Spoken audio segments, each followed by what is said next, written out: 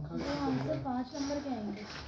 Hi guys, this is a YouTube channel Innovation Coaching Academy. So today apart from discussing means the curriculum and all that things that will come in the examination, we will discuss how to do the examination because that is of utmost importance. देखो paper आने से करने से भी important ये होता है कि पेपर को अटेम्प्ट कैसे करना है। देखो पेपर में मीन्स जैसे हम मैथमेटिक्स की बात करें तो 38 to 40 क्वेश्चंस आते हैं, ठीक है। एंड इससे भी इम्पोर्टेंट ये है कि जैसे हम अगर इंग्लिश की बात करें, बोर्ड के जो 12th क्लास के पेपर है, सबसे पहले जो है इंग्लिश का पेपर है।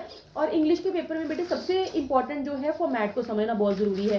देखो how you can fetch the highest marks in that examination, that is more over a literature exam.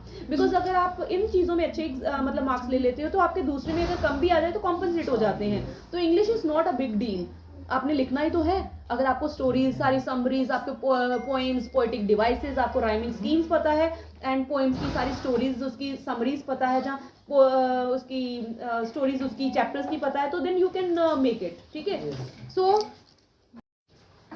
So paper जब भी करना है सबसे पहले जैसे स्टूडेंट्स की इंक्वायरीज आती हैं कि पहले हम जैसे क्वेश्चन लिटरेचर करना चाहते हैं तो लिटरेचर तो लास्ट में होता है। तो जस्ट अगर आप ये टेक्निक फॉलो करना चाहते हैं तो just right the section number and right the question number and do it, ठीक है। लेकिन ये सेक्शन नंबर बड़ा बड़ा लिखना ताकि जो एग्जामिनर है वो कंफ्यूज ना हो while checking the answer sheet, ठीक है। सेकेंडली अगर आप स्टार्टिंग से स्टार्ट करते हो तो उससे अच्छी कोई बात हो ही नहीं सकती, बिकॉज क्रोनोलॉजिकल ऑर्डर सभी को पसंद आता है, चेक करने में भी अच्छा अपीलिंग भी लगती है ऐसी पेपर की प्रेजेंटेशन।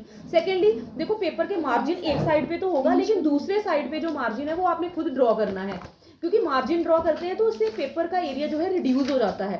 तो दैट वुड बी मोर मतलब एक लेंथी आपकी आइटम बन जाती है, ठीक है।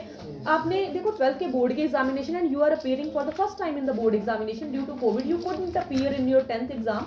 सो I am telling you again and again to do it more lengthy, ठीक है। क्योंकि उनको ये है कि बच्चे पढ़े नहीं हैं और बच्चे अभी भी कोविड की वजह से जो है बच्चे कर नहीं पाए अच्छी तरह से, लेकिन आपने ये मतलब उनको अच्छी तरह से अपने आप को प्रेजेंट करवाना है so as to fetch good marks. आपको पता है कि कोविड में उन्होंने बहुत अच्छे खुले मार्क्स दिए हैं, इस बार ही मार्किंग बहुत खुली होगी। सो आपने जो है पेपर में जो टेक्निक अप्लाई करनी है, एक तो लेंथ प्लस साथ में कंटेंट। एक ही लाइन को बार बार रिपीट करके नहीं लिखना, क्योंकि जो बच्चों की टेंडेंसी होती है ये होती है कि बार बार एक ही चीज़ को बार बार रिपीट करके डिफरेंट सेंस में बना के लिख देते हैं। So that doesn't make any sense.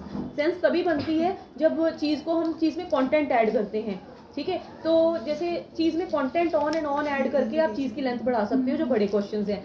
As well as देखो सबसे पहले जो पेपर का फॉर्मेट जब स्टार्ट करोगे तो सबसे पहले कॉम्प्रीहेंशन आएंगी, ठीक है। कॉम्प्रीहेंशन 2 अनसीन पैसेज कॉम्प्रीहेंशन, तो कॉम्प्रीहेंशन को अच्छी तरह से पहले करो, पहले रीड द पैसेज, अच्छी तरह से पैसेज पढ़ो। मिनट्स मिलते हैं उसमें, हम वही करें ना रीडिंग टाइम। हाँ तो देखो 15 मिनट आप 10 मिनट बांध लो उसके लिए, आप वॉच जरूर पहन के जाओ उस दिन, 10-15 मिनट बांधो उसके लिए, तो 2 पैराग्राफ करने हैं। Once they are done 20 marks पूरे हैं। अगर आपके पूरी तरह तो उसमें कुछ भी नहीं होता, देखो वोकैबुलरी होती है, नाउन पर नाउन पूछ ले होंगे, एंटोनिम्स सिनोनिम्स होंगे, बाकी क्वेश्चन आंसर कई बार तो ऑब्जेक्टिव टाइप ही होते हैं। सेकेंडली आगे आ जाओ, आगे हम आ जाते हैं कॉम्पोजिशन पे। जो कॉम्पोजिशन होती है उसमें देखो story, letter, story writing, letter writing, informal, formal और आर्टिकल राइटिंग, रिपोर्ट राइटिंग आ जाता है, आपका डायरी एंट्री आ जाती है, आपका नोटिस आ जाता है। चलो ठीक है, मतलब randomly I am telling you integrated grammar and story writing आ जाती है। देन और काफ़ी चीज़ें ये मतलब सारा बायोडाटा, रिज्यूमे राइटिंग, हाँ इनविटेशन आ जाता है,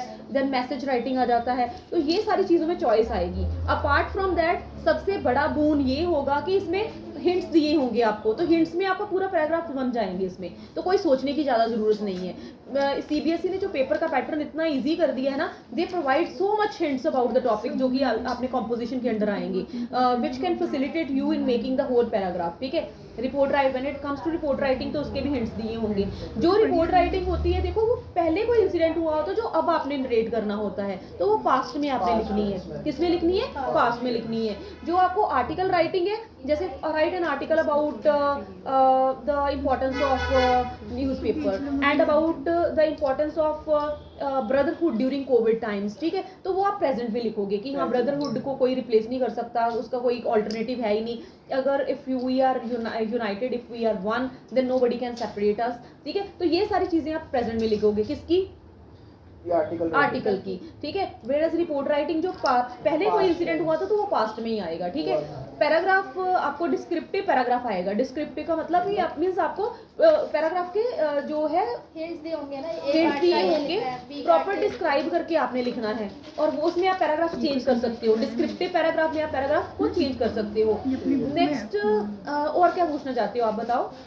अगर लेटर टू एडिटर आ रहा है और बायोडाटा आ रहा है चॉइस में, तो हम बायोडाटा करें ना, वो ज़्यादा अच्छा रहेगा ना। देखो सारे बच्चे पूछते हैं कि बायोडाटा, देखो बायोडाटा में ना गलतियां होने के कम चांसेस हैं, ठीक है? हाँ, बायोडाटा आता है और बायोडाटा में गलतियां होने के सबसे कम चांसेस होते हैं।